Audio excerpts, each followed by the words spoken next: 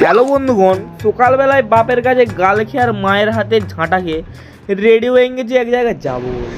এই ঝাপত করে নিলাম চাবিটা, আর এই যে আমার 1 কোটি টাকার ডেবিট পুত্র, চলো আবার কি। তারপরেই তুলে নিলাম আমার হাফ লেডিস বন্ধুকে। যাই বলো, ছেলেটা ভালো, কিন্তু তার ওইটা ভীষণ কালো।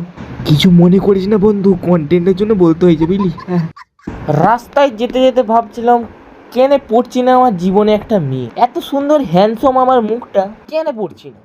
মনে হয় মেয়েদের মধ্যে ডিফেক্ট আছে।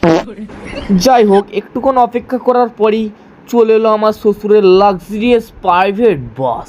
তাই লাক্সারিয়াস ভাবে আমাদের এন্ট্রি হলো কাকার বগলের গন্ধ শুনে। মা গো মাগি গন্ধ। তো হেভি জায়গায় একটা সিট পেলাম, মানে এই যে এই পেছন দিয়ে বসার মজাটা একটা আলাদা হয়।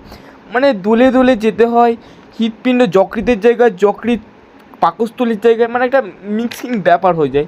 আমার তো হেভি লাগে, তাই দোলে দোলেই চলে গেলাম। তোমরা কি জানো, আমার একটা হেভি বড় স্বপ্ন আছে। আমি একদিন একটা বড় লোকের মেয়েকে পটাবো, তারপরেই টাওয়ারটা টয়ে উঠে যাবো, দিয়ে মেয়েটাকে বলবো আমাকে বিয়ে কর, তোর হাফ সম্পত্তি আমার নামে লিখ, তারপরে নামবো, না হলে নামবোই নি। এ হেভি আইডিয়াটা না? হ্যাঁ শুনো, এই আইডিয়া টিপসের জন্য চুপি চুপি আমাকে সাবস্ক্রাইব আর ফলো করতো, আমি কাউকে বলবো নি। আর এই সূর্য মামাকে তো বুঝিয়ে পারলো, তোমার একটু বাইনেসটা তো কম করো, আমরা যে কালা হয়ে যাবো বুটে। তোমাদেরকে আরেকটা কথা বলা হয়নি, আমি কন্ট্যাক্ট গিরিও করি। এই ঝাড়গ্রাম, মেদিনীপুর, রানাঘাটটা, মেদিনীপুর, বাঁকুড়া, আর চলে আসো চলে আসো। চলো আমি আরো কন্ট্যাক্ট গিরি করি, আর তুমি ফলো আর সাবস্ক্রাইব করে দাও।